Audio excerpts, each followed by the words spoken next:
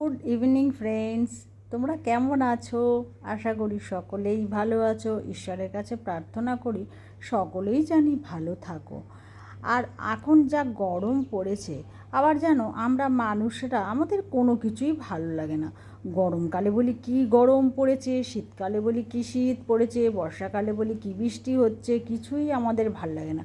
কোনটা যে ভালো লাগে সেটা আমরা নিজেও জানি না। আমি এখন কড়াইয়ে মাছ ভেজে নিচ্ছি। আমি রুই মাছ এনেছিলাম, সেই রুই মাছটা ভেজে নিয়েছি, আলুটাও ভেজে নিয়েছি। এবার আদা আর পেঁয়াজ দিয়ে না আমি করব গরম মশলা দিয়ে আজকে মাছের ঝোলটা। খেতে না ভীষণই ভালো লাগে, তো আমি এখানে দিয়ে দিয়েছি আদা পেঁয়াজ বাটাটা।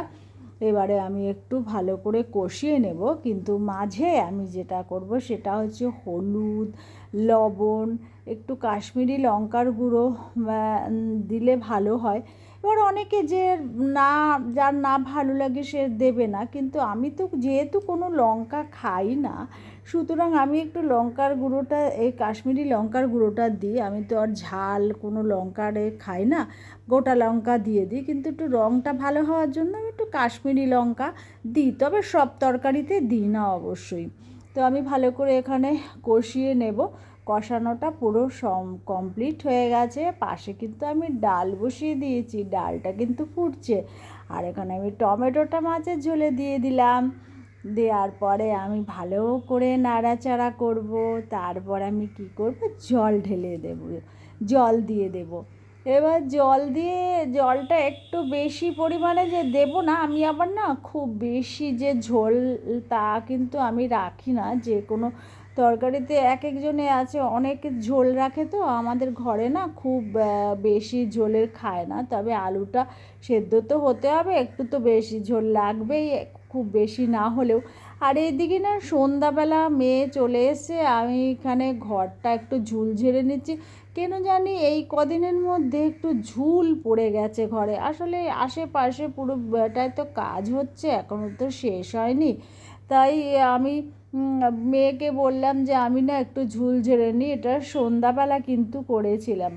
আর সারাদিনে একটা ফোঁটা সময় পাইনি, কারণ কালকে সারাদিনই আমি বাইরে ছিলাম। সেই জন্য সময় পাইনি, তো ওই জন্য ওই সন্ধ্যাবেলা এইসব কাজ করতে শুরু করেছি। তো মাথার মধ্যে চাপা দিতে হচ্ছে, কারণ হচ্ছে মাকড়সা টাকড়সা যদি পড়ে বা নোংরা পড়ে মাথা, সেই জন্য মাথায় একটা ওড়না চাপিয়ে নিয়েছি। চারিদিক দিয়ে ভালোভাবে একটু ঝুলটা ঝেড়ে নিচ্ছি। কালকে আমি গেছিলাম এক জায়গায়, সেখানে একটা কাজে বেরিয়েছিলাম, তো সেই কাজটা মোটামুটি কমপ্লিট হয়ে গেছে। তো আমি এখন রান্নার দিকে আবার যাব। আমি এখানে গ্যাসটা ধরিয়ে নেব। গ্যাসটা ধরিয়ে নিয়ে সেখানে আমি কড়াই বসিয়ে দেব। এবারে আমি কি রান্না করেছি জানো সন্ধ্যাবেলা? সন্ধ্যাবেলা না, এটা হচ্ছে রাত্রেবেলা। কারণ না ডালটা দেখেছিল, এবার ডালের সঙ্গে একটা ভাজা টাজা হলে না দেখবে খেতে ভালো লাগে। আর মাছ তো অবশ্যই ছিল, কিন্তু আমি দেখলাম কি আমার ঘরে একটা কুমড়ো রয়েছে, সেই কুমড়োটা আমি ভালো করে কুচি কুচি করে কাটলাম।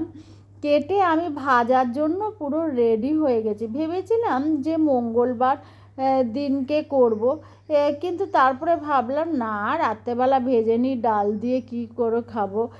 তার আলু সেদ্ধ দেবো ভেবেছিলাম, তারপরে আবার বলি না, এইটাই ভালো লাগবে বেশি। আর কুমড়ো না এরকম পেঁয়াজ দিয়ে ভাজলে না আমাদের ঘরের সকলে এত ভালো খায়। তবে কি জানো, কুমড়ো যতই মিষ্টি হোক, আমি না সামান্য একটু চিনি দিই। চিনি দিলে না একটু মিষ্টি মিষ্টি লাগে, তো খেতেও ভালো লাগে। পেঁয়াজটা আমি এরকম করে ভেজে নিচ্ছি, তোমরা অবশ্যই করে দেখবে যে কীরকম খেতে লাগে, তারপরে আমাকে কমেন্ট করে জানাবে। সত্যি ভীষণই ভালো লাগে খেতে। তো আমি ভাজা ভাজা পেঁয়াজটা হয়ে গেছে, তবে খুব বেশি যে ভাজবো তা না। আমি কুমড়োগুলো কিন্তু এবার ভালোভাবে একটু ধুয়ে নিচ্ছি। ফ্রিজের মধ্যে ছিল তো, আর না একটুখানি ভালোভাবে, আর যে কোনো সবজি বলো মাছ বলো যে কোনো কিছু বলো, আমি না একটু ভালোভাবে না ধুলে আমার জানি ভালো লাগে না। আমার একটু পিটপিটানি আছে বলতে পারো। সে জামা কাপড়ও যদি ধুই আমি তাতেও ওই রকমই করি, একটু বেশিক্ষণ ধরে জল দিয়ে ধোয়া। এগুলো করি। কুমড়োগুলো আমি ছেড়ে দিলাম, এবারে ভালো করে নাড়াচাড়া করব, লবণ দেব, সামান্য একটু হলুদ দেব, কারণ সবজিতে রান্না করাতে আমার মা বলতো একটু হলুদ দিতে হয় যে কোনো রান্নার মধ্যে। কুমড়োটা যদিও বা হলুদ, কিন্তু তবুও মা সবসময় বলতো একটু হলুদ দিবি যেই রান্নাটা করবি। আর এখানে মেয়ে এসেই অফিস থেকে এসেই বা মেয়েকে দেখাচ্ছি, দেখতো আমি গাছগুলো অন্যরকম করে রেখেছি, কীরকম লাগছে। মেয়ে তো দেখে বলছে, মা এবারে তো ভীষণ ভালো লাগছে, আগের থেকে তো খুব বেশি ভালো লাগছে। তবে গাছ লাগালেই হলো না, জানো তো, তার পেছনে পরিচর্যা করতে ভীষণ সময় লাগে। গাছে যেই নোংরাগুলো তো একেবারে ভালোভাবে ঝাড় দিতে হয়, মুছতে হয়, এত পাতা ভর্তি হয়ে যায় না, পাকা পাকা পাতায় ভর্তি হয়ে যায়। তারপরে যদি জল দিই, আমি প্রত্যেকটার ভেতরেই টবে মধ্যেই আমি স্টিলের একটা করে থালা দিয়েছি, কিন্তু দিলে হবে কি জলটা তাতেও পড়ে যায় ওই থালার মধ্যে। এক এক সময় দেখি একেবারে জল থালার মধ্যে টাপুটুপু হয়ে রয়েছে, আবার সেটাকে নিয়ে ফেলা ভীষণ কষ্টকর ব্যাপার এই গাছ পরিচর্যা করা।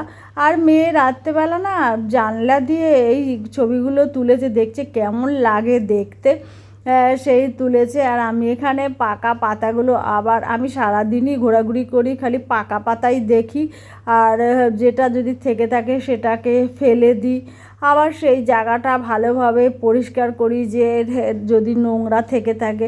এমনিতেই আমার একটুখানি পরিষ্কার থাকাটা আমার ভালো লাগে, যে কোনো যেই আমার খুব ভালো লাগে। এইদিকে কুমড়ো ভাজাটা হয়ে গেছে না, আমি তার মধ্যে একটু চিনি দিয়ে নিচ্ছি।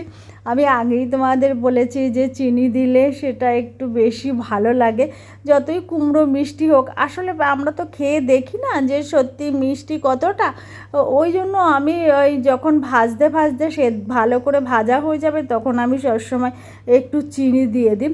আর এখানে জামা কাপড় কাচ্ছি, জামা কাপড় যেহেতু আমার বর আবার ছেলেকে নিয়ে ডাক্তারের কাছে গেছে, ছেলের গায়ে মুখের মধ্যে না ভর্তি ব্রণই ভর্তি হয়ে যাচ্ছে, আর পিঠের মধ্যেও কেমন জানি গোটা গোটায় ভর্তি হয়ে যাচ্ছে। এর আগেও একবার রামকৃষ্ণ মিশনে দেখিয়েছিলাম, কিন্তু সেখান থেকে বলেছিল না যে মাথার মধ্যে খুশকি জন্য এটা হচ্ছে, কিন্তু তার সত্ত্বেও শ্যাম্পু দিয়েছিল, ওষুধ দিয়েছিল, সবই খেয়েছে, সবই শ্যাম্পুটা দিচ্ছে, কিন্তু তা হলেও না মাথাটা খুশকি দেখা যাচ্ছে না, কিন্তু গায়ের মধ্যে না ওরম গোটা ভর্তি হয়ে যায়, পিঠের মধ্যে, পার্টিকুলার পিঠের মধ্যে।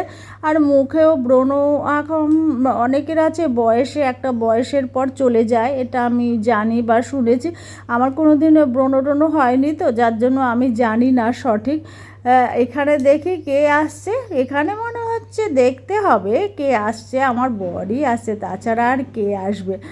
আর মেয়ে এখানে করে বাইরের সমস্ত ছবি, ওর ভেতর উল্টো দিকে না একটা মন্দির আছে, মন্দিরটা একদম ঠিক আমাদের ফ্ল্যাটের ঠিক উল্টো দিকে, দেখতে কি সুন্দর লাগে, লাইট ফাইট জ্বালায় তো ভীষণই ভালো লাগে দেখতে। আর সে একটু না ঝোড়ো হাওয়ার মতো দিয়েছিল, তখন আমার বর আবার আমার ছেলেকে নিয়ে গেছিলো ডাক্তারের কাছে, আর আমি না একটু ভেন্ডি সেদ্ধ দিয়ে দিলাম। আগেও তোমাদের বলেছি ভেন্ডি সেদ্ধটা আমি রোজ রাত্রেবেলা খাই। আমার ভিডিওটা তোমাদের কেমন লাগলো অবশ্যই জানাবে। নিত্য নতুন ভিডিও পেতে অবশ্যই আমার চ্যানেলকে সাবস্ক্রাইব করবে। টাটা।